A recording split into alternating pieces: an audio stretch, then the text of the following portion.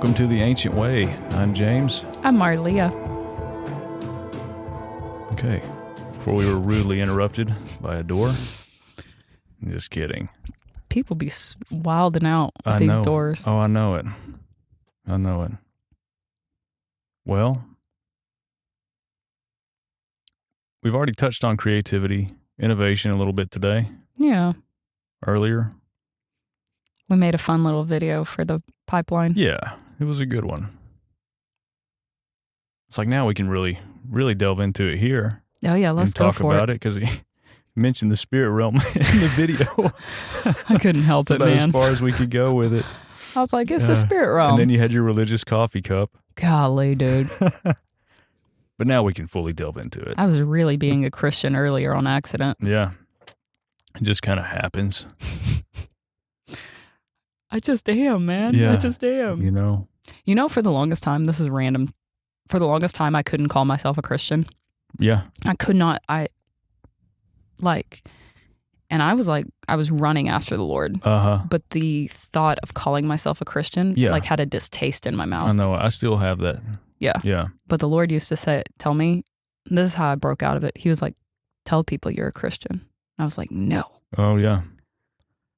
But that one still gets me. And I don't know if it was a video. I don't know where it was. I think it was Dan Mohler, of course. But he was talking about like what Christian means. mm-hmm. And he said something like, it's those who are like him or those who are. Yeah. Yeah. And I was like, okay. Yeah. The ones that are like him on this earth. So when he said that, I was like, oh, that makes me proud to like. I can wear that one. And the thing is like, a good thing about it, we can reclaim these terms. Mm-hmm. We can reclaim these words that are like ours. Yeah. And redeem them to what they are, you know? Yeah, bring the real truth to them. Yeah. Almost like restore them back to their original definition. Yeah. Right. And we can do that rather than shy from them. That's what I think. For me, that's what it was for Christianity, because growing up in such a religious system. Yeah. Where you did a lot of forms of godliness. Yeah. But it was disconnected from his person, from his nature. To be able to see even his nature already in me. Yeah. That helped me actually redefine, like, oh, wait, I am a carrier of his person. Right. Like, I actually reflect a beautiful piece of his heart, just as everybody does. Yeah. Like, there's nobody elite in this thing. Yeah. It's just beautiful. Yeah, it is. That's interesting. One thing that people do kind of think of sometimes is like you carry him or people see him in you. It's not like you're carrying some other person and it's separate from you, from who you are. It's almost like, no, we are a piece of his heart. Who we are is a piece of his heart and it's a piece of him. And so like it's together. It's like intertwined. Yeah. And that's what shines through. That's what we display. That's what I read this in a book the other day and I thought this was so good.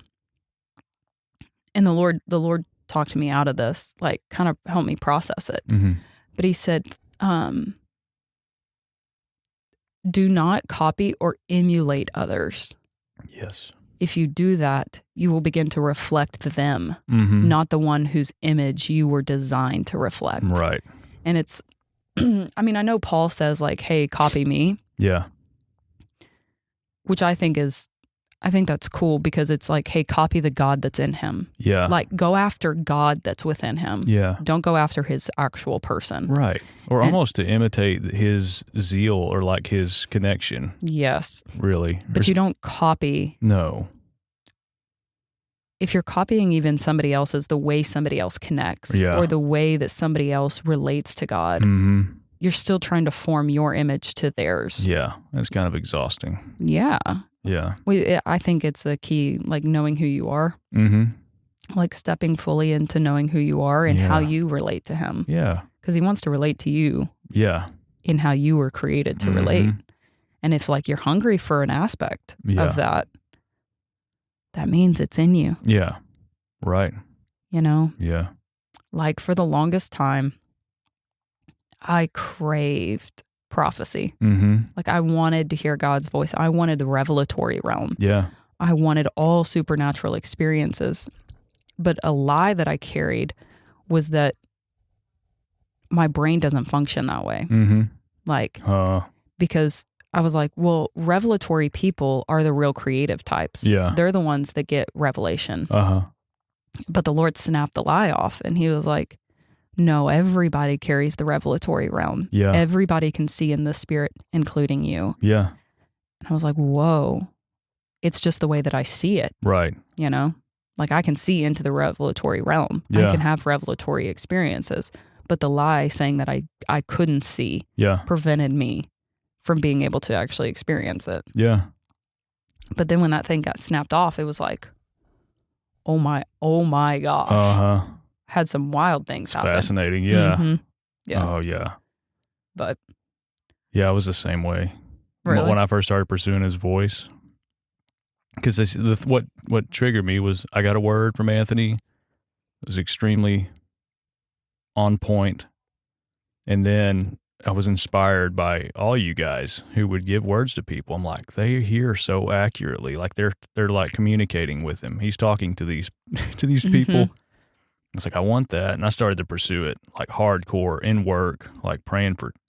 We had truck drivers, like burly, rough dudes walking by, and I would like pray for all of them, and I would step out of the office into the cold and give them words, and it didn't always end up well, you know. Yeah. It was, you know, but I didn't care because I just wanted to hear him. You just kept shooting it. And I know that some of those things stuck with those people. And I just remember sitting in there, gave a word to my boss one time, and it was accurate, and he was inspired. He brought his radio in and turned the Christian music on. Yeah. You know? He did the best he could with that. He did the best he could. It was really sweet. And, but yeah. Yeah, learning, everyone is unique, and learning, he wants to speak to you in this special way. And I think that's the point of creativity too. It is. You know, like the way that God speaks to you is creative to you and to your person. And that it actually allows you to unlock something and release it here on the earth. You know, I think he does speak to people about innovation, like creative solutions that the world needs. Right. Creative solutions that your town needs. Yeah. Because I think he's actually looking to inhabit not only people, but places, towns. Right. He wants to inhabit the whole town. I think that's the city of New Jerusalem. Like there is an inhabitation that will be here as we tap in and release the things that he's given us to release. Yeah. And look at humanity. Look how incredible the things that we've built. It's just in our own strength, and even, you know, partnered with darkness and things like that. But look at all that, and then just imagine, like, what if it was with him? What if it was built with him? Totally. What would that look like? I think there's so much more that could actually be uncovered. Right. So much more that could be here. Yeah. I think some things have been built with him. I do too. I think some really spectacular things have happened. Yeah. But I'm excited to see the whole world. Every ounce of it. Yeah. Like, I mean, you name it. Yeah. Things come alive. Yeah. You know, it makes me think of like all creation wants to be with us as we arise and shine. Right. They want us to really release the creativity within us. And I'm even going to go on this. I think creativity looks like your spiritual gifts. Right. Like I think, and the spiritual gifts are what the power that you flow in. Yeah. Which I think that everybody has spiritual gifts and you're not limited to one. Right. Creative solutions, art, the things that people come up with, videos, like movies. Yeah. I mean, think about if all the movies actually embodied the true nature of God. Yeah. People would be freaking fired up. Yeah. Like, and not just like, you know, rageful. Right. Yeah. Rageful or leave feeling slimed. Yeah. Yeah. Like there could be so much. Like we talked about that at group. Like what if somebody made a video of really the things that happened in the Bible? Right. About how Jesus like cloaks himself and walks through people and then like spits in mud and puts it on their eyes. Right. Or David with his mighty men running and killing 1,000 people, one of them. Yeah. One dude killing 1,000 people. Yeah. Like, It's incredible. Where's that at? Where is It's that not at? on TBN. Yeah, definitely not there. And it's not cheesy. Yeah. Or David killing bears and lions. Yeah. I see him doing it like barehanded. Right. Yeah. Maybe not even touching them. Just like Darth Vader mode. Yeah. I'm just kidding. Force choking them. Yeah. Yeah. Yeah, we need to see that stuff. Yeah. Yeah. Because it sparks things in people. Right. When it's of God, it sparks people. Right. It sparks people to look at things differently. Yeah. It causes an expanse. It causes people to actually be drawn back to him. Yeah. And he's not this limited.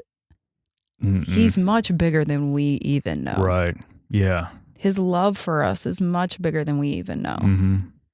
Well, his creativity Yeah. is so vast. I mean, it's limitless, but just think about that. I used to think about what kind of music he likes. Mm. And it was like, I think he likes everything. Totally. I mean, he's just it's so out there. And that freed me up too with what I believed I couldn't listen to and things like that. But well, if you just look at creation itself, mm-hmm. he was the creator of it. Right. Think about, okay, your body alone, mm-hmm. the process that your body goes through. Yeah, it's a masterpiece. It is an incredible masterpiece. Yeah. He is brilliantly creative. Yeah. Yeah. And there's like billions of us. Yeah. It's incredible. I mean, I think about this often. It's kind of weird how much I think about it, but no two people have the same personality. Right. No two people even look. Mm-hmm. I mean, you can say that they're identical or like they're similarities, but still, there's still something different about each person. Right. Even the way that they interact or the way that they think, or like it's brilliantly unique. Mm-hmm. Yeah, and what's contagious is the people that are unique and then they own it Mm-hmm. and they accept that and own it. And it's the relationship with God, obviously, in that, but that's attractive. Yeah. And then you have people that want to emulate what they do, but really it's like, no, you are extremely unique as well. Emulate him. Yeah, emulate him. Yeah. I think that, like, if we go into like the church vein of stuff, like mm-hmm. people are always like, I'm either called into these ministries, or I'm not called into a ministry. I'm basically just here for a good time. Right. Yeah. Not really, but you know what I mean? Like I'm I guess just like a church attendance is what I'm going for. You know what I mean? Like either I'm serving in a ministry or I just attend church. Oh, yeah. And I think it's limited. Yeah, it's so incredibly limited. But it's like the whole purpose of even church is to grow up into all things that are him. Yeah. So it's growing up into him. Yeah. Even your quote unquote ministry is to grow up into him. Yeah. You serve, or not even serving, but just showing up to church. Yeah. It's to grow up into him. Right. It's to see him more. It's like connecting with people and being able to recognize God within other people. Uh-huh. And I think that is like the iron sharpen iron. Yeah. Is when you see God in somebody else. Yeah. And it sharpens something in you because it's like, man, I value that. Mm-hmm. I value that aspect of God. Yeah. I don't know. Yeah. I know we kind of digressed, but I was just thinking about that. Like, well, it's always movement. It's always growth and it's always movement and it doesn't end. Yeah. But when you grow up into him, that's when creativity is like, it would pack a full punch. Yeah. Right. I think creativity itself, like, it's so beautiful as you release it. Mm-hmm. But there's so much more. Yeah. And as you like see him more accurately, then more things that you release they feel more solid. Oh, yeah. Mm-hmm. You ever daydream into what the world would look like to the fullness of that? Yeah. Yeah. I hope it would be much more clear communication. I'm just kidding. That's one of the aspects. Yeah. No, I'm just talking about myself now. So we've been doing this project, right? Been trying to open a business here in Tyler, and which I kind of wanted to talk about entrepreneurship. Yeah, that's creative. We've been trying to deal with the city, And the lack of communication within the city, I was like, I just don't understand. Yeah. If everybody was moving how the Lord created them to move, by God, I think people would talk. Yeah, right. There would be more clear communication. Yeah. Because Brene Brown says, clear is kind. I'm like, just be clear. Tell me what I have to do. But nobody tells you what you have to do. Yeah. I'm just kidding. This is a rant that I'm on. Well, let's go. Well, I'm off it now. Oh, okay. I digress. But no, I think even creating businesses and being an entrepreneur, there's two routes that you can take on this. I think one route is how do I make more money? Yeah. How can I be my own boss, get free, do my own thing? I think that's a very selfish vein. Right. Sorry, that's probably blunt. That's true. Or you look at it and say, man, I really have a desire to help people. And then the business flows out of that. It flows out of the inspiration of the overflow. Yeah. And it's how can I help people? And I think money and all of that are byproducts of you wanting the kingdom to move through you. Agreed. Yeah. I think that even being an entrepreneur, it's like not everybody's going to come to the church. Yeah. We're going to be honest. Right. Like people are not going to roll up into the church and be like, hey, I want to know Jesus. Yeah. Do you know how many secular people? I don't know very many secular people that would do that. Yeah. I don't think I mean, I know some church people that don't want to do that. Right.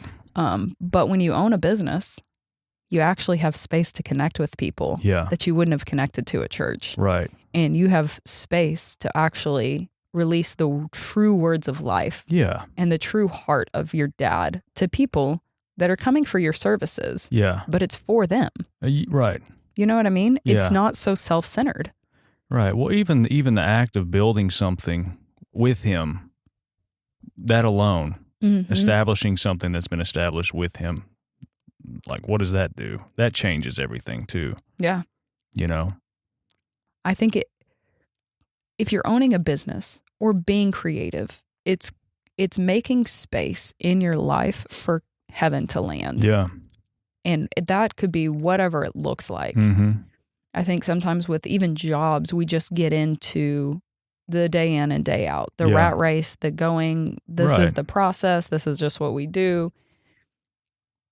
We don't look for opportunities for heaven to land to release. Right. You know, I mean, heaven's always in us, right? Right. But I always see it as us, when we make space for him, we create a landing pad for something that could shift somebody's life. Right. You know? Yeah. And I think you can do that in your business. I think that's a part of what business is for. Yeah. Is to really be able to touch people and give words of life to people. Yeah. A drink of water. Right. That you may not normally have come in contact with. Right. Yeah. And will you make money out of it? Absolutely. I think you will. Yeah. I think there's nothing wrong with making money or becoming successful with money. Yeah. Well, I mean, if your intention is the kingdom and God is with you on it, do you think he's not going to provide? You think he's not going to make a way for that to thrive and be successful? Yeah.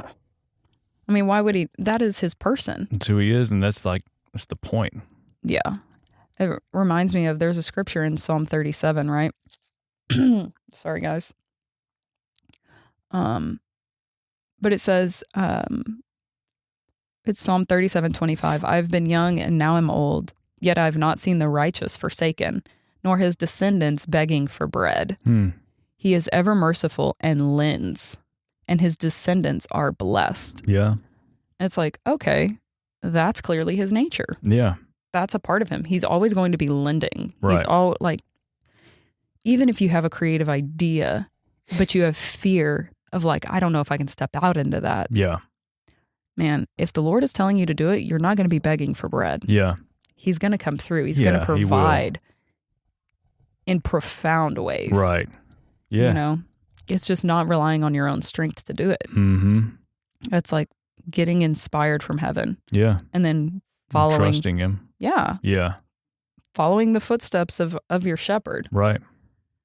You know, and I think growing up into all things that are him is also like knowing his voice so well that you do it with him. Yeah. And he trusts you. Mm-hmm. He trusts you to actually make moves Yeah. that you don't always have to get like a report card, like, okay, Lord, am I doing okay? Right. Or even like directions on a Yeah. notepad. Like, that's a good point. you can grow up into him Yeah. and know that peace is the one that's leading you. Right. You know, if you have the kingdom of heaven is righteousness, peace, and joy. So when you know fully that you're in the right standing with God, like that's righteousness. Like, Right. yo, you and I are good. Right. Peace and joy are the byproduct. Yeah. It's what's produced from that. Right. And if you're being led by peace, it sounds like everything's a green light. Yeah. I mean, the Lord's told me twice this year, everything is a green light in the kingdom. It's like, oh, okay.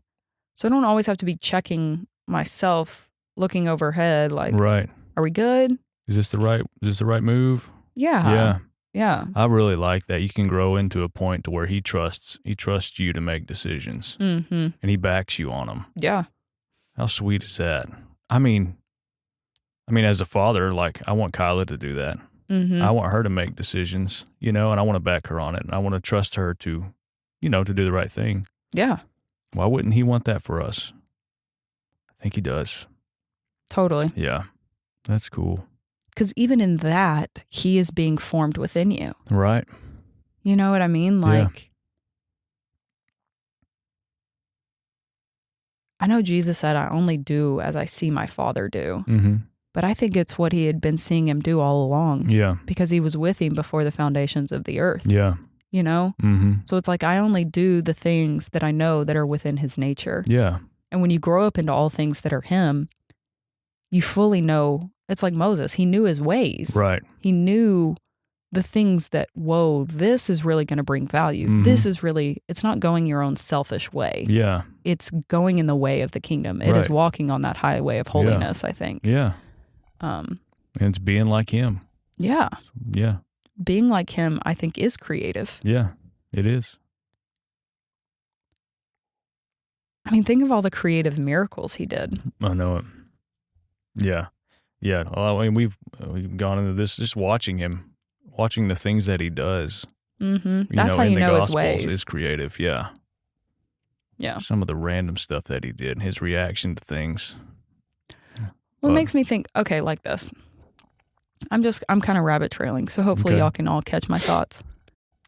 But I think my rabbit trail being, like when you see him and how he was creative, right? I don't think he was always like, okay, God, now what do I do? Yeah. Because, he is Yahweh. So I think it was like, man, how can I create in this moment? Yeah. How can I create to where this person actually gets to see me? See, yeah. Yeah. What is the connecting point there? Right. I think of like the lady whose son was raised from the dead and during the funeral. Like Jesus interrupted the funeral, right? Yeah. Yeah, imagine that. Yeah. Imagine a funeral being interrupted. Yeah. Yeah. But they got to see the glory of God. They got to see his person. Right. And the creative vein was how they needed it. Yeah. So what if us being creative is actually not for us, but it's to impact the other people that would be able to see God through our creativity. Yeah. I just, like the guy who was blind, like born blind. Yeah. Like, was it him or was he born blind or was it his parents' fault? Yeah. He was like, hey, it's for the glory of God to be revealed. Yeah. Hey, it's because this person can see me. Right. This, like, the creative way I'm about to show up, they're going to see me. It's an opportunity to see me. Yeah. Yes. It's not like... It's not about any of that other stuff. Yeah. He just wants people to see him. And know him. Yeah. In a creative and way. Connect to him. Yeah. Yeah. Yeah, that's cool. Yeah, I think we just... the amount of unlimitedness that is potentially there. Yeah. It's insane. Yeah, it is. I was relieved.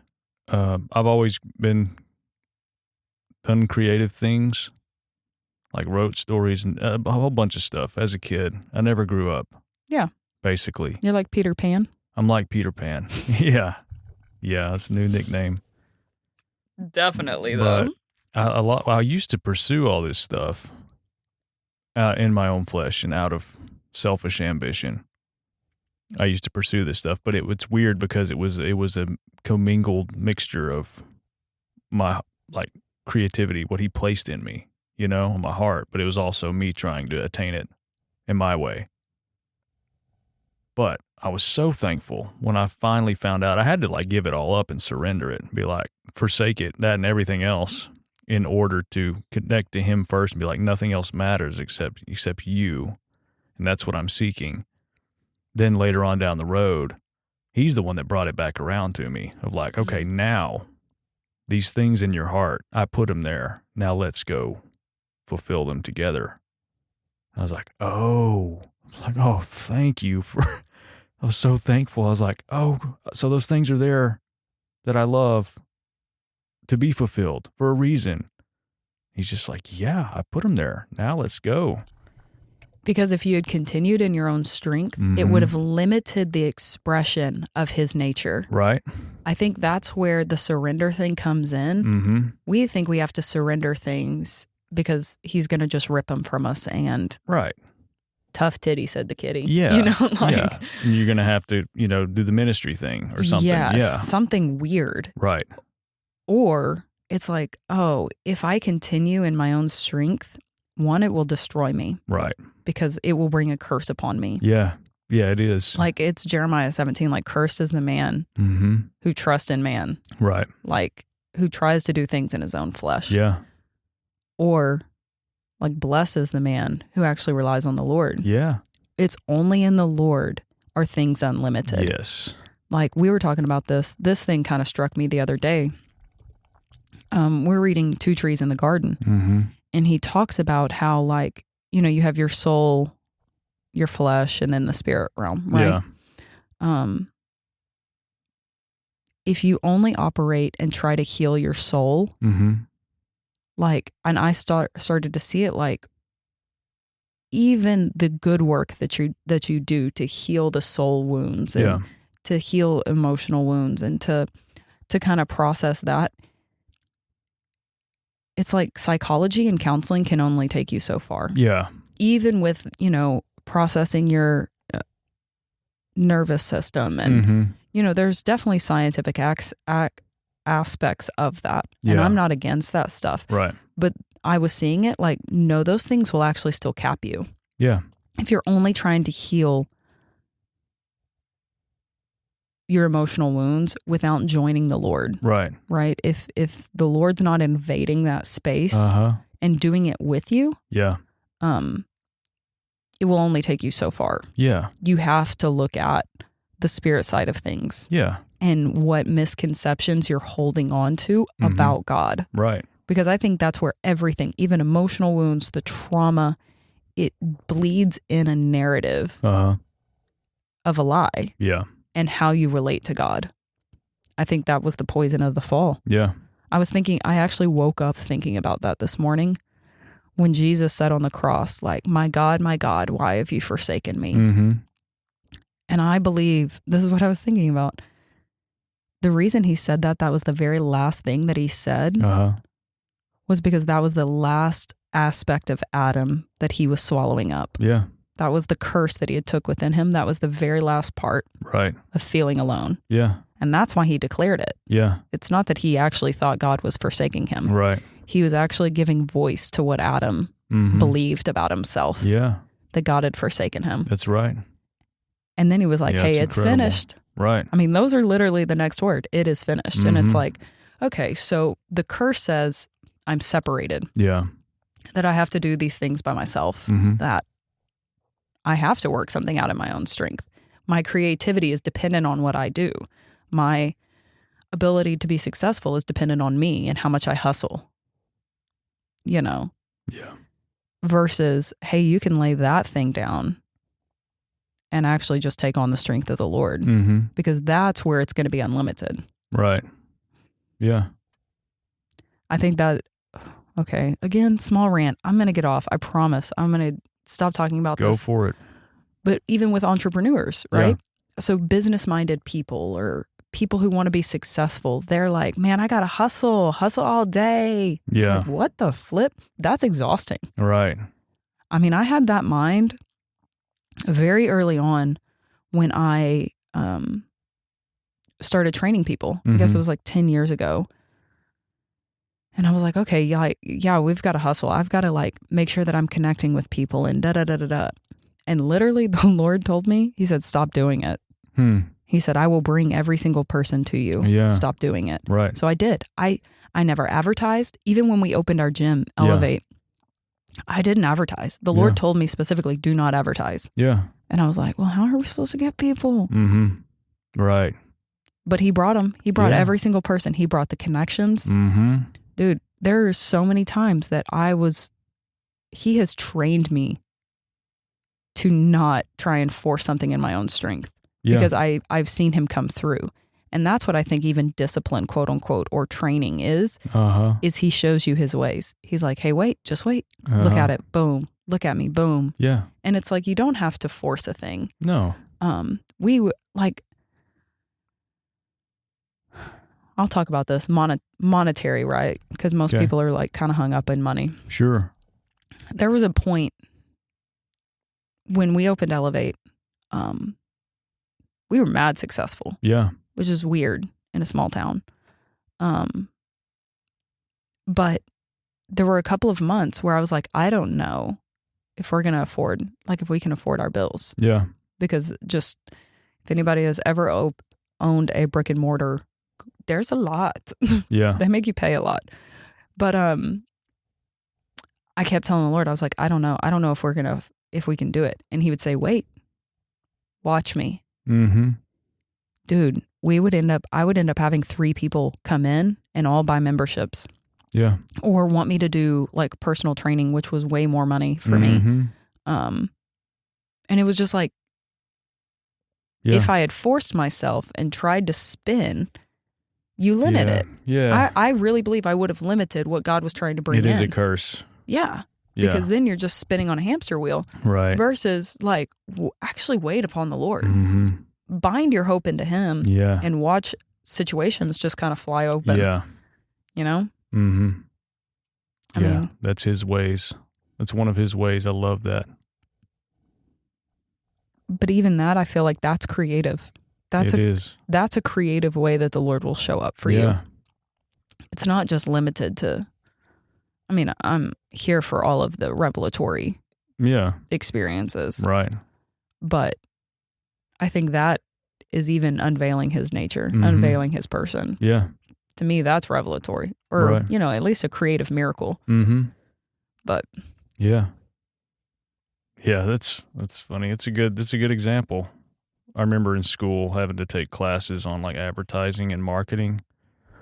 I despised them then. It's exhausting, and I don't agree with it now. I don't remember if this is the definition for it or read it somewhere, but marketing is creating a need in people, making them think they need something and then selling it to them. Well, if that's not manipulation 101. I know it. Yeah, and that always messed with me. I never liked it. But I prefer his way. Well, I prefer his way. You build something with him. Yeah. And then he brings the increase, and it's light and it's meaningful, and you're connected with other people, that's the only way to do it. I don't. Well, you'll get joy out of that. There's pure joy in it. Yeah. Yeah. And it's fun. I think it's fun. Totally. And it's fun to watch. It's fun to expect it because you know him, and it's fun to watch him surprise you in it even. You can expect something, and he'll just surprise you with it. Because he's a good dad. Yeah.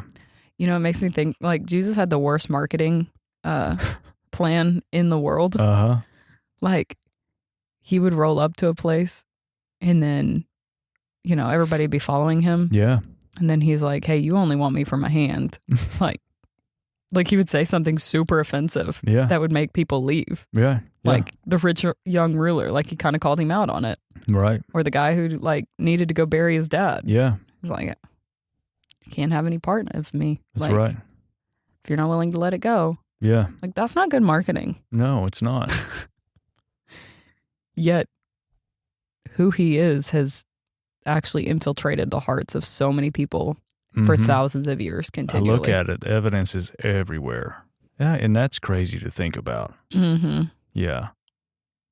He wouldn't have done good under these leadership. No. The Dale Carnegie stuff and the Yeah. marketing, and yeah, he wouldn't have done well. How to win friends and influence Yeah, people. he'd have got kicked out of that class. Yeah. Gosh. So counter. That's Which what, it's a relief, and I enjoy it. It's like you can see how the contrast in it. And so it's so simple. It's just so simple to see it. You just hold them up mm-hmm. to one another. It's like, oh, it's like, why are we doing this? Mm-hmm. The formula? Why is everybody following the formula? Why are we trying to copy other people? Yeah. Right. Right. I I mean, mean, you have you have other people that tell you how to do stuff, and they're making money off of you looking into how to, totally. it's just it's a hamster wheel, big hamster wheel of manipulation and work and exhaustion. Doesn't have to be that way. And I do think people mean well. Oh, I really yeah. do. I I think a lot that of people there's do. a lot of good meaning, like, and even just practical things about Mhm. like, what does leadership look like, and Yeah. how do you cultivate teams, and Mm-hmm. I think all that stuff, to some degree, they're good. Yeah.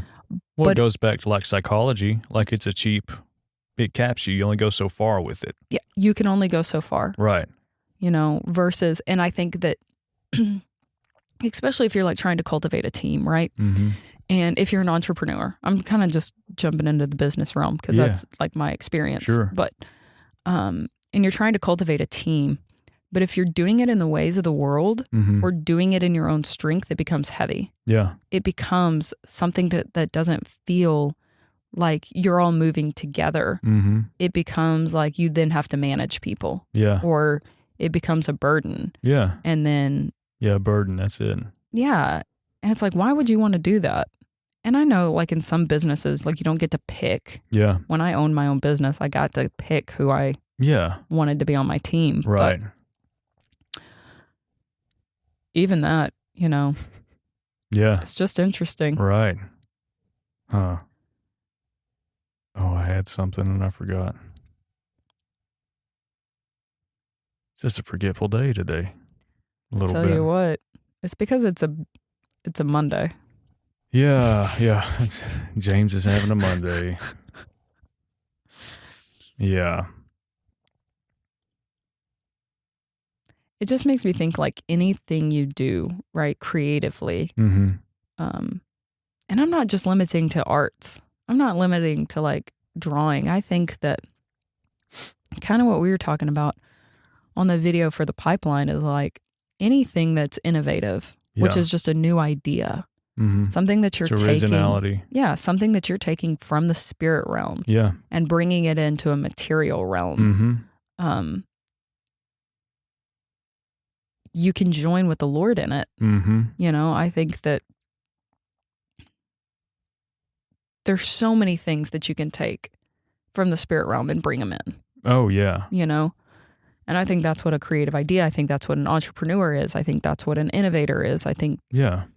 all of that is like extracting from the spirit realm and Mm-hmm. making it Bringing material. it here, yeah, and sharing it with people. Yeah. Like I was listening to a guy, I really like the way he describes it. He articulates it so well. But he was talking about how our five senses Mm-hmm. is the only way that we experience the material realm. Yeah. If you take away our five senses, we would not experience it. Right. And so I started to think like, okay, your five senses or your senses in the spirit realm Yeah. is how you experience the spirit realm. Mm-hmm. Just like your five senses, natural senses, is how you experience this physical realm. Right. And what if, this was just my thought, what if the only reason people are not experiencing the spirit realm is because you haven't exercised your five senses Yeah. in that realm to bring it to this realm? Yeah. What if the only reason you quote unquote aren't creative is because you haven't flexed that, Mm-hmm. because you haven't used that sense, Yeah. even though it's natural to you? Right. Nobody has to force themselves to be a smeller, Yeah. right? Right. Some of us smell better than others. Yeah. But all you have to do is like try, Yeah. like go that direction. Uh-huh. And I think things come out of people Right. that they don't even realize is there. Mm-hmm. And I think a lot of people do.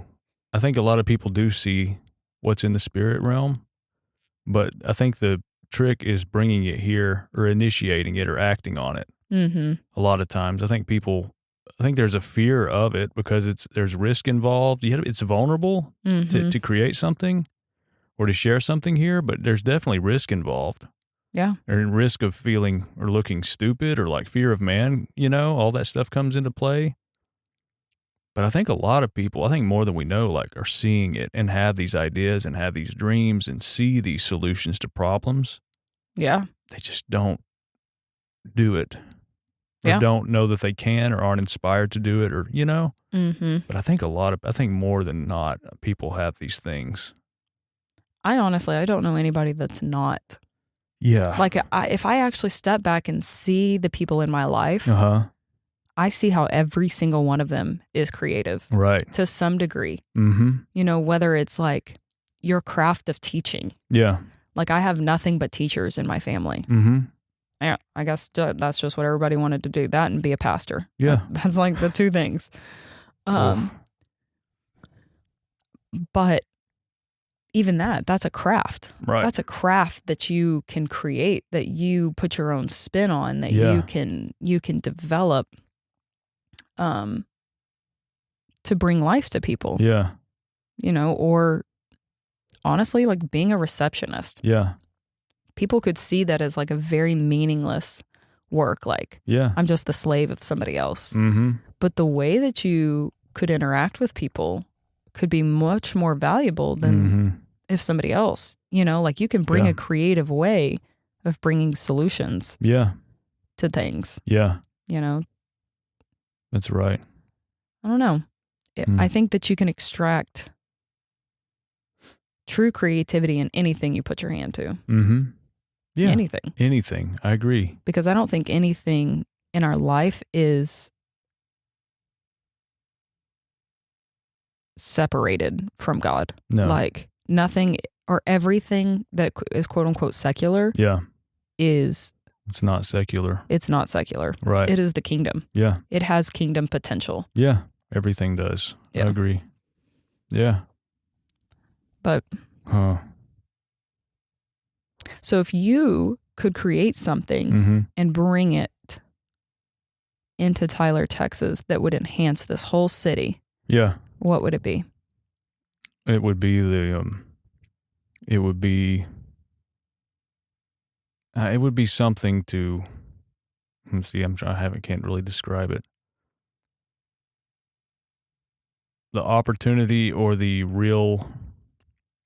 reality of people to create things. I just want people I want to activate people. Yeah. I want activated people actively creating things in this city. Obviously with the kingdom, having that, but that just, if that's your heart and that's your foundation, that'll come through it. Yeah. I want people to be awake, and I want people to do things and to make things and to start businesses and to have the confidence to just do it. I just want to see people do that. Yeah. I want to see people know, like what you're saying about being awake. I want everybody to know the vast potential that they have within them. Yes. Like that anything is entirely possible. Like anything. Yeah. And it's not limited to people who are just quote unquote talented. Yeah. No. No. I think everybody is actually talented in their own way. I agree. And the beauty of it is, I think everybody has this desires in their heart. Everybody has these things that pull at them that the Lord put there to be fulfilled. And part of aligning in that confidence and that creativity, those things come to fruition from that. It's there to be fulfilled. Yeah. And so whatever that is, I think everybody has it. Everybody's got something. And I have friends and I have people that I know specifically that I pray for all the time because I see it in them. And I even tell them, I tell these people, but they just haven't done anything. But I pray, I'm like, if you just, it's just right there. If you just activated that, my God, it'd be incredible. And it's like, just put a potential. little effort. Yeah. It's like, just do a little thing Yeah. and see how much it'll make you like, Right. whoa. Yeah. The one thing that I'm really thankful for, and for these people that are in my life, is that I can encourage them. I can be I could be an encouragement. I can be like like a confidence for them Mm-hmm. to help them. Because if there is any fear, it's like, well, don't be afraid of me. Like, I'm pushing you to do this. I want you to get out and do this stuff. I'll get people that come in through here saying, oh, I've always kind of thought about doing this. And I'm like, well, do it. Like, do it. Yeah. I don't know. What So if, that's a simple way that I can impact people, is by encouraging them. what if everybody just got a shot of confidence? Yeah. Yeah. I know it. Like a shot of confidence within you, like, yo, I can actually do this. Yeah. Oh my gosh, I can do this. Yes. And that's part of people like you starting a business, or like me creating whatever I do. It showcases like, hey, you can do, it's possible. This thing is possible. And then having hearts like us to where we can be like, hey, you can do this too. Like encouraging it, not being competitive, not being stingy. There is no such thing as competitive. There's not. Like, there is enough things for people to do anywhere and everywhere. Right. There's so much work to be done everywhere. Right. There's so many things to cultivate everywhere. Yeah. If you're stingy, like, there's probably a root of like, you feel like there'll be lack. Right. Or, yeah, you know, there's some pain there. Definitely. But I love that you said that. It's like, there is no such thing as competition, especially in creativity. Right. And I think your whole life is creative. But yeah. And on the flip side of that, there is collaboration with people. You can find other people, you know, that are on completely different sides of the spectrum when it comes to making things. But then you have people who are like-minded that you can, oh God, I've been like, I don't know, I've been praying for someone to connect with on like the movie stuff. Yeah. Like on a deep level, who understands these things, and we can just talk about different things like that. But there are people out there like that though. Well, think about how much Jesus wanted us to even have collaboration. Yeah. He sent everybody out 2 by 2. Right. He didn't send people out to be lone wolves or lone rangers. Or, yeah. There is a strength in partnering. Right. There's a strength in like-mindedness. Yeah. Yeah. Like. And when the kingdom is the goal too, it's like anything's, you know. Well, that's what I was meaning by like potential, like-mindedness. Yeah. I think when you're like-minded, I think the foundation has to be the Lord. Yes. And if you're not founded on the Lord, the partnership would be hard. Yeah. Right. Even if your strengths and stuff like played well together. Yeah. I think that's it only goes so far. Like psychology again. Yeah. But I think that's the whole like, don't be yoked with unbelievers. Right. I don't think that's to shame people. No. I think it's a warning of like, hey, the foundation will be rocky at some point. Yeah. Like you will only be able to go so far. Right. There will be a cap. Yeah. Because it's not completely like-minded, not completely wholehearted together. Right. You know, there will be a blockade in the blood flow. The unity isn't full there. Yeah. Yeah, it's kind of like a clogged artery. Yeah. You know. Right. The blood flow wouldn't be able to go there. Right. But. I've got a pretty cool story. Let's do it. And Zach and I, on one of our runs a couple of weeks ago, he kind of opened this up to me, and I was like, holy crap, you're right. But my birthday was a couple of weeks ago. Kelsey gave me the most awesome birthday surprise ever.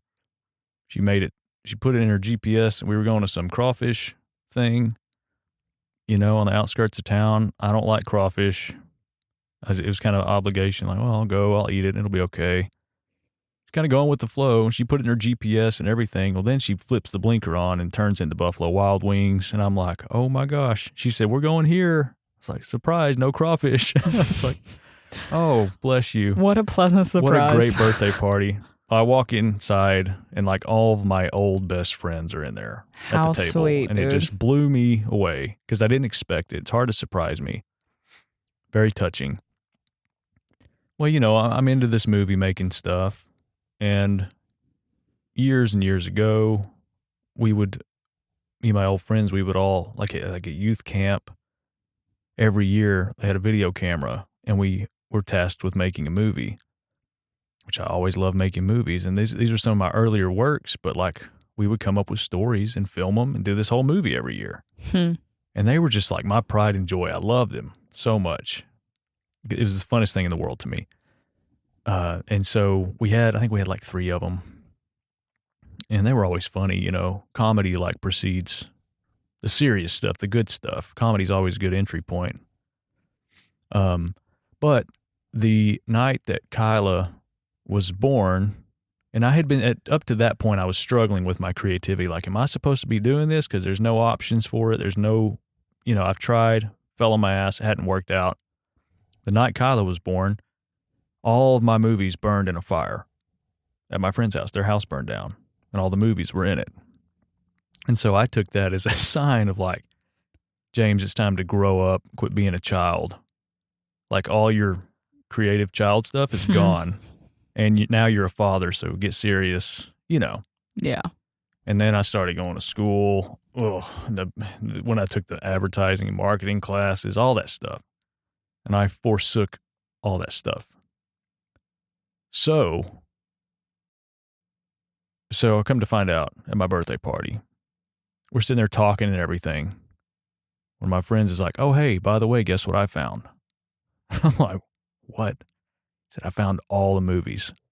They didn't burn in the fire. They were in another case. He's like, and I have them. I watched them all. He's like, I still have them. They still work. And I was just like, I'd already dealt with it. Like these things they're ashes, Yeah.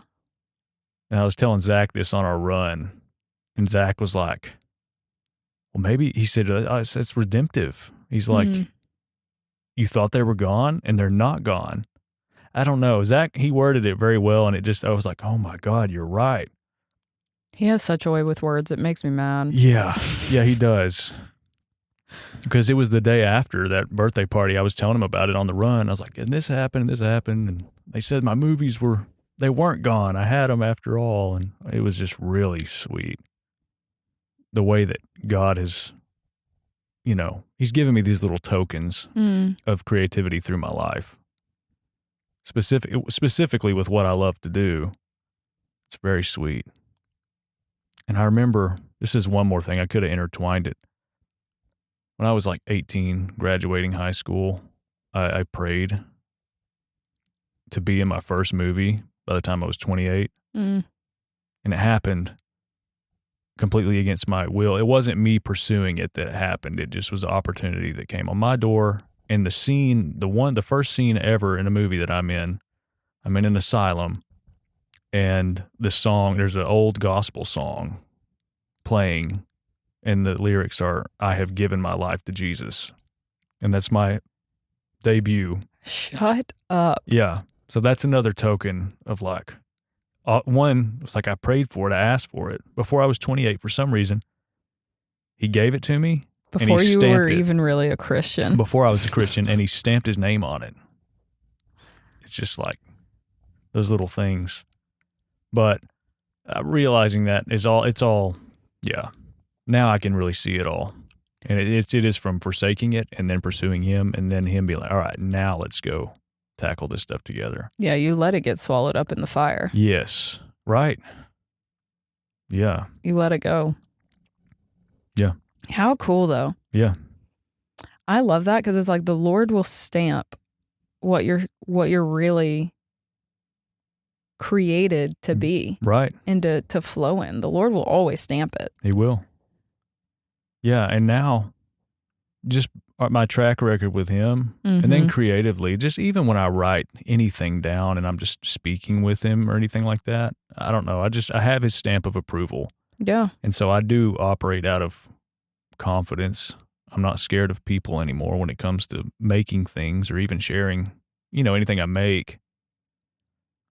But I have this trust in him that like he's going to follow through, that we're going to build stuff together and we're going to make things together. Yeah. And it doesn't look like success right now. It doesn't look like, whatever people think it's supposed to look like, but I just know it's going to come to fruition.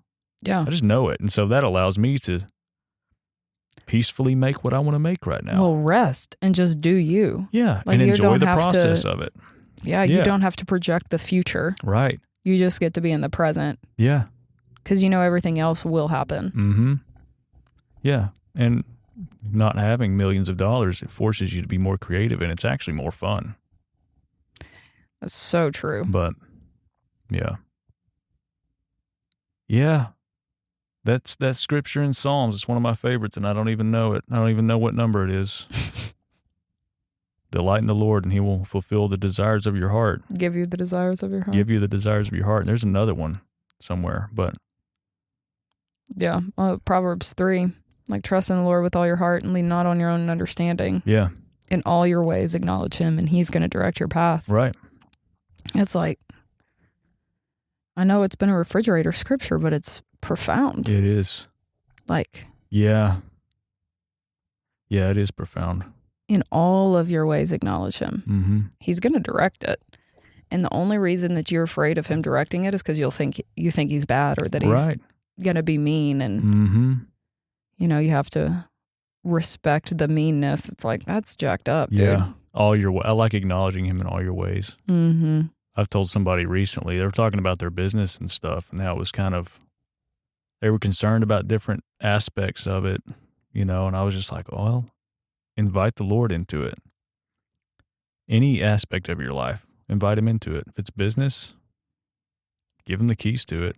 Yeah. Obviously, that would take, having to surrender it to him, Yeah. But there's so much strength that comes. I have felt that with certain things that the Lord is like, hey, lay that down. Yeah. When I do, it's like something grows. I can just feel it, like, it's like, oh, yeah. I've been limiting even the expanse and the confidence and this courage by holding on to something. Isn't that another one of his ways, though? Yeah. Surrendering things. Mm-hmm. That is the way he does things. Yeah. But it's the best thing to do. I mean, it's just, yeah. I mean, he who lays his life down will find it. Right. Yeah. It's another one that you don't learn that in marketing. Yeah. It feels very paradoxical to what the world says to do. Mm-hmm. And it's like, why in the world would I'm fascinated by that. Yeah. By his ways, by the ways of heaven. Yeah. Paul said something the other day, now that we're talking about this, my goodness, he said, I was reading, I can't remember where it is. I'll be able to find it eventually, but he was saying, like, that I would be found in the death of Jesus. And that might be Marlia's own words of how I was interpreting it, but it struck me so hard because I was like, oh yeah, like I want to totally be all the way into the cross. Yeah. Like I want to go fully in, like that I would fully die, and not like, yeah. Right. whatever, but I don't know. To me, that's so brilliant. Mm-hmm.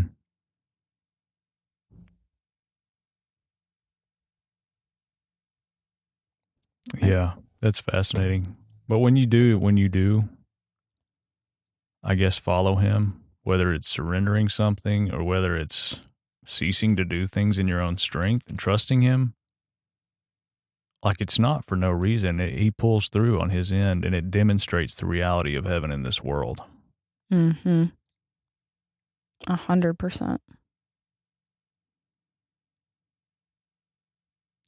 There was something else too that I thought was so brilliantly Paul. I really appreciate Paul's life and his writings and everything he kind of brought to the table. Oh yeah. Because there's just so much beauty in it. But like Philippians 3, he talks about like, oh yeah, here we go. The scripture I was looking for was in Philippians 3. Oh, wow. That's funny. Yeah. But it's so good. This is 3:10. It says, 9, it says, and be found in him, not having my own righteousness, which is from the law, but that which is through faith in Christ, the righteousness which is from God by faith, Yeah. that I may know him and the power of his resurrection and the power and the fellowship of his sufferings, being conformed to his death. And if by any means I attain to the resurrection from the dead. And I thought that was so brilliant, that we'd be conformed to his death, which is conformed to the laying things down. Yeah. Like, be the one that will always lay something down. Yeah. Knowing that what you're about to step into is far greater. way better. Yeah. You know? But I just think that's freaking, it's incredible to me.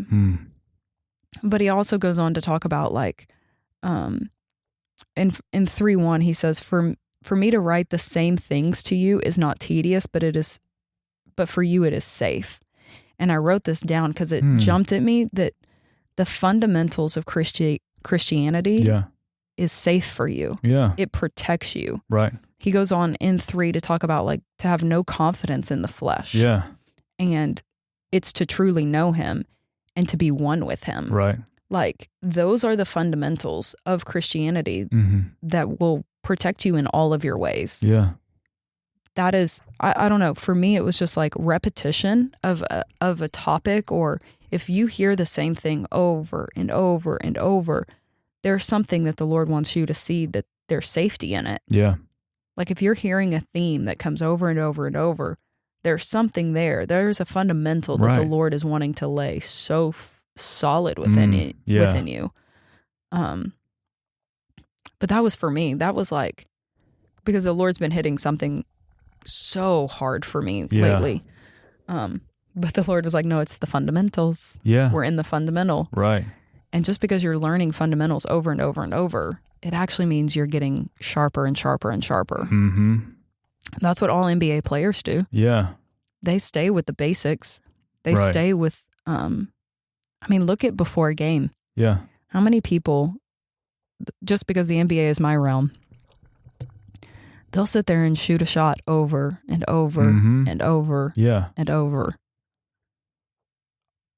to warm up for a game. Yeah. It's like they stay in the repetition. Right. They stay with the basics. Yeah. It makes me think of running too. When I first started running, I had to teach myself to go as slow as possible to get the distance in. Yeah. And I would do that, repetition over and over and over again. And, like, without really noticing too much, my speed increased. Really? Oh, yeah. And now it's like, it's increased exponentially over the past couple of years. Yeah. But it's from that repetition of, like, run at this steady pace, breathe, and enjoy it. And just do that over and over and over again. And then the speed just comes with it, and the distance. Yeah, it's cool. That is so cool. I had a word, not for the listeners. I was like washing dishes here the other day at work. I was washing a coffee pot or something, and I got this one word. And sometimes when I'm in there, I'll daydream about the city, or I'll pray for Hoff. I'll just kind of go about doing things. Usually when I'm cooking or washing dishes, I'm usually praying at the same time. Yeah. But I kept hearing Cuernavaca, and I've heard it before. I knew what it was, but he just popped in my head. I was like, oh, why are you bringing this place up? What? That's a location? Cuernavaca, yeah. Let me pull it up real quick. Tell me more. But right when I heard it, I just knew it was the city. I knew it was the kingdom growing in the city, and what the city will look like fully in a kingdom. But Cuernavaca is known. Let me find it.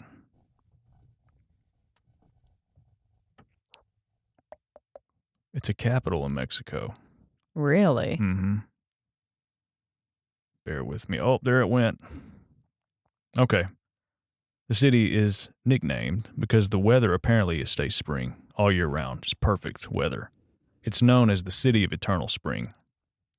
And so, repetition-wise, I got that when I was washing dishes, and then later on in the day, it just hit me again. It just kept on hitting me, And I was like, okay, there's something to this. You're telling me something. But, I think that's what it looks like. A city, completely filled to the brim with kingdom-minded people who are building and creating a city overtaken by it. By the spring, by the river of life. Yeah, eternal spring, yeah. So a little exercise, but like, what do you think? This is a little game, little daydream game. What do you see the city as in a complete wholeness of like kingdom, God's established kingdom in the city? What does like a normal day look like to you? Well, one, I think everybody should do this. Yeah. All the listeners, y'all should do this. Yeah, yeah. Because I got so inspired in it when you were asking. Right. I was like, oh, everybody should do this. Mm-hmm. We should all sit and think about it. Yeah, dream on it. Like, yeah, go into it. What do you see? I mean, if I'm going to be, the first thought, I was like, everybody's going to be really happy. Mm-hmm. There's going to be like actual happiness that flows in this entire city. Yeah. Which I think the South, quote unquote, already is like, they're like nice. You know, people are like more pleasant here than in the North. Yeah. But I was just seeing it like people genuinely seeing each other. Mm-hmm. And like when you walk by somebody, you don't force a conversation, but you just know like, that's my brother. Yeah. That's my sister. Right. Like not forcing conversation or forcing things. Like they just are. Like you just let things be. Yeah. I think a daily thing, it looks like everybody on the collective being willing to drag issues out. Mm-hmm. You know, just like, hey. Yeah. Like just communication, like talking things through. Uh-huh. Because I think there will always be transparency in the kingdom. Yeah. I don't think that emotions will be 100% perfect. Yeah. I don't think they're necessarily designed that way. Yeah. But the willingness to talk things through, you know. Or maybe it would be. Maybe because nobody would be offended. Yeah. You would never have that. Right. You know. Now I'm just talking it through. But yeah. What do you think the work schedule would look like? Way less than it is. I mean, what do you think that would do? Like the 5 o'clock traffic thing? Do you think how would that? I don't think it'd be there. If I'm going to be honest, I think it'd be like 5-hour work days. Yeah. I think that's one thing like Spain and Europe, they get it right. They do siestas. You know, like they have like a 2-hour break in the middle of the afternoon. Take a nap, yeah. Yeah, they take a nap. They create family time. Yeah. Like 12 to 2 is like family time. Yeah. There's family time in the evening. There's family time in the morning. Yeah. It's healthy. I think that would be, I think ideally if people prioritized family time. Yeah. I think everybody's work schedule would change. Yeah. There wouldn't be so much value in it. Yeah. I think people would make way more money. Yeah. Right. Because I don't think that money would be equivalent to time spent. Yeah. See, that's a whole nother aspect. Yeah. Because I never thought of that. I think people see money as like how much time is spent. You know, so then that's how our even money is operated. Yeah. But I think a kingdom mindset, like a kingdom city, it doesn't operate that way. Yeah. It's not that you get paid for your time. Right. I don't know what it would look like, but yeah, I know it wouldn't be that. Yeah. Because that creates stress. That creates a burden for people. Yeah. That creates separatism. People feel disconnected from their family because they're having to work all the time. Yeah. I don't see much fruit in that. Right. Right. Good fruit anyways. Yeah. What about you? What do you see it? Well, I mean, I see the big, I guess, general view of it. I just now was thinking about the work schedule and stuff. It's like, what would it do to all these little things that we just kind of go in? I just, obviously, like I said earlier, I see people who are active and awake and creating, but I see all of these old structures that have been built by man and darkness, gutted. And I see true light in embodying these old bones and bringing new life to them. And I don't think anything would look the same I don't think the medical system, the structure of it would look the same. I don't think business would look the same. I think it would be irrecognizable from what it looks like here, like right now, like the work schedules, hierarchies. Yeah, all of it. And then there's where there's joy everywhere and like trust. You can just trust people. Yeah. I don't know. Yeah, actively creating thing. I see art everywhere. Oh yeah, 100. I see architectural, just masterpieces. I don't even see buildings looking the same anymore. New architects. Right. But one thing that I do frequently see is like, I see like old buildings, like even churches gutted and then revamped in a different way. And turned into something else. I don't know. But what if even the church system was gutted? Yeah, that too. What if like the go to church on Sunday mornings, and if you're real good, you go Sunday nights. Yeah. But like, what if the churches were utilized in a different manner? Right. Than just like feeding the homeless. Yeah. Right. Yeah. Yeah. I mean, I know it says to take care of the widows and stuff. But that would just be a given. Yeah. That would just be a given it's with the it. byproduct. And and the people who the widows, the homeless, even them finding or having a reignited spark or joy or something that allows them to have something to do or like, it's just in everybody. I don't think there would be a homeless. I don't either. I think people would be so inspired. And I think it would be that people are even set in their right minds. Yeah. Like even that demonic lady that I met out. Yeah. Yeah, the people, yeah. Yeah, like that. I shouldn't say demonic lady, but the lady who had partnered with darkness. Definitely. Incapacitated by it. Yeah. Yeah. Yeah, like had given so much space to it that a third person was speaking out of her. Right. But I don't think any of that would be around. I don't either. People that feel paralyzed to not create or activate or I think people would be inspired to do that. Yeah. People would want to do that. Right. People would intrinsically know their value. Yeah. And I think, I don't know. Imagine the people that, that were demonically influenced or that came from somewhere else coming into the city and being changed. Yeah, completely set right. By stepping foot in the vicinity of it. And then like it's spreading too. Instant. Oh, yeah, dude. Growing. And then even being ambassadors, going to other places and implementing it there. What does that look like in other cities and growing it? We have consultants go to places and we're like change things little and flip fire things. Starters. Right. We would be the fire starters of other towns. Like, hey, this thing can actually work. Right. This is the way. This is the Lord's way. Right. And all it is like connection to Him. Connect to Him. And I think He establishes the order, because I do think there's order. Yes. I don't think that everything's like wild chaos. If everybody's following Him, that's order. Yeah. That's the order there needs to be. Yeah, and because He's the head. That's right. that's the thing is like He is the head. There is no hierarchy. He's the head and everybody else is the body. Right. And it's helping people learn to function in the place that they are in the body. Right.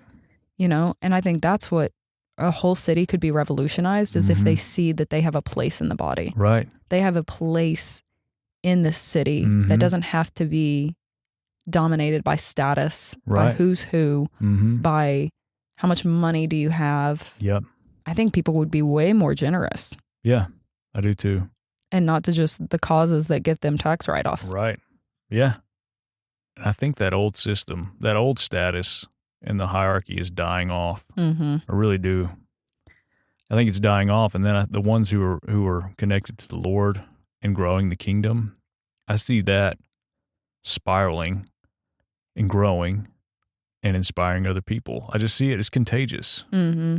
And like we said earlier, like he's going to prosper what you do if it's for him and through him, you know? Yeah. He's going to make the way for it. And then when you have this track record of kingdom-minded builders and it builds and it grows and everybody sees it, I don't see how it's not going to, Totally.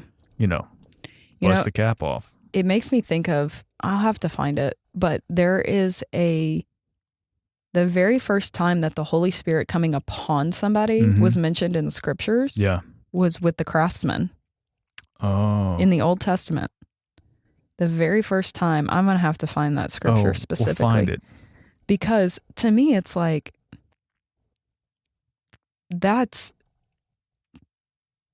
where it is. Like, I don't know if anybody's ever heard of the principle of first mention, but the principle of first mention is like the first time it shows up in scripture, that's basically how you can look through the lens of it. Like it's basically its origin, more or less, which I found to be extremely interesting, that it was the ones that were building the temple.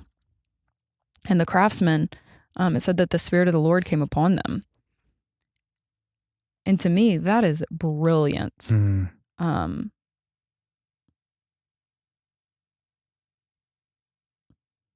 going to look this up real quick.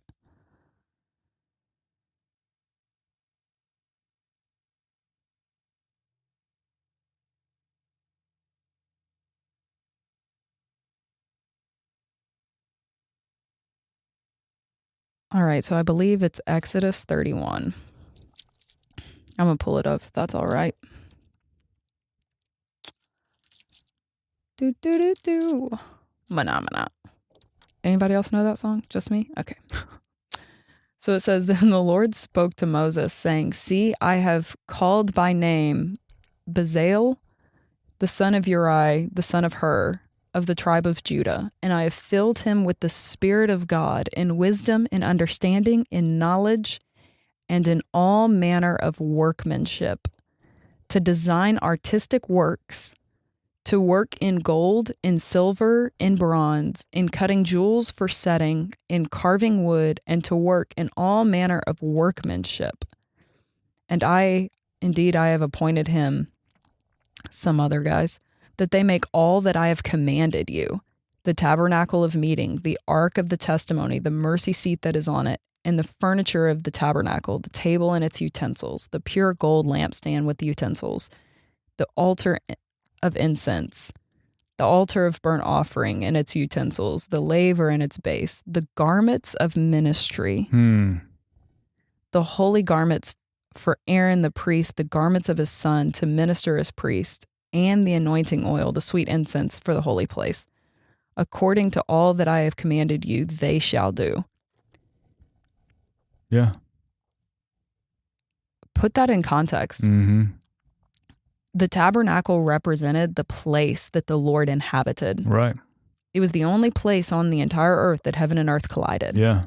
And he had put his Spirit upon people to actually cultivate that, to make that. And it's like, that is literally what we're doing. Yeah. We are creating, the Spirit of the Lord is upon all of us to create. And we are the tabernacle. We are the tabernacle, but we have the ability, the creative mind, to actually make space for him to dwell. Right. In our physical towns. Yeah.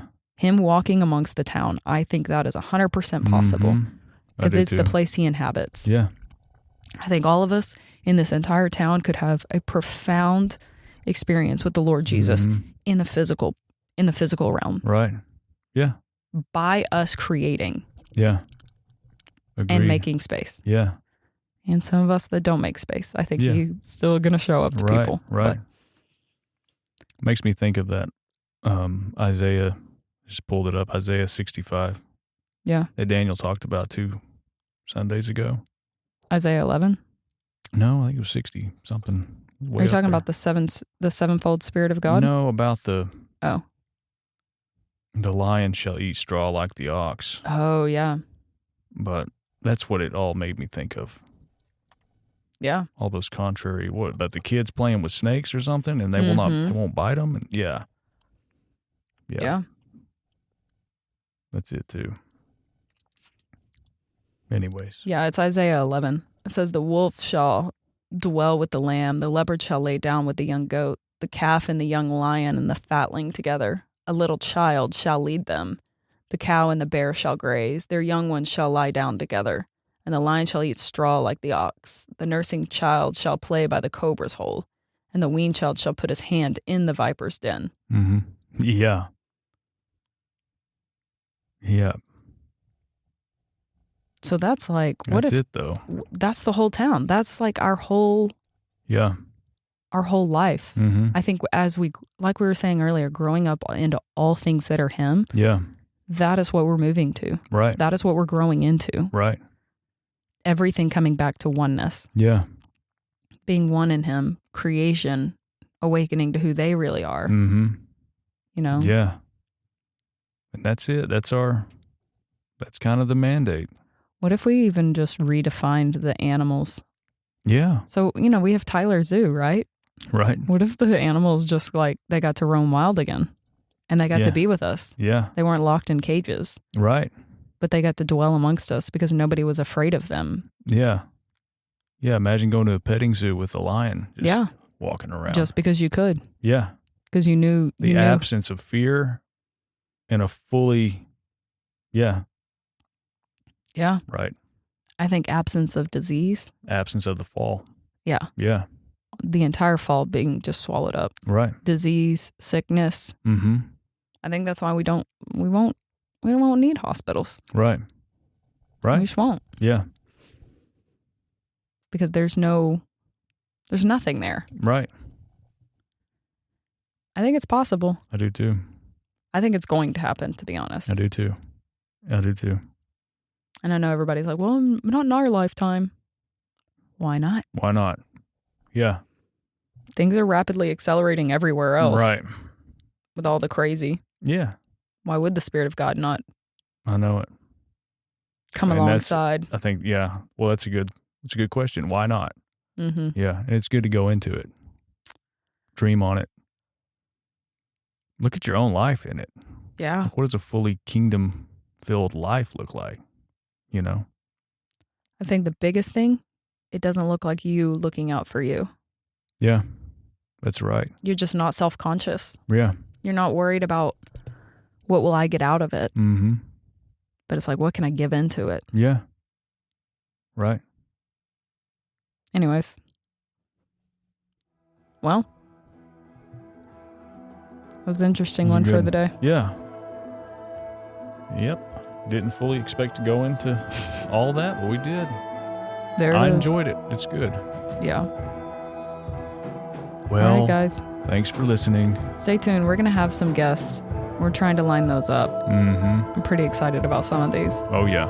It's going to be real good. All right. We'll see you next time.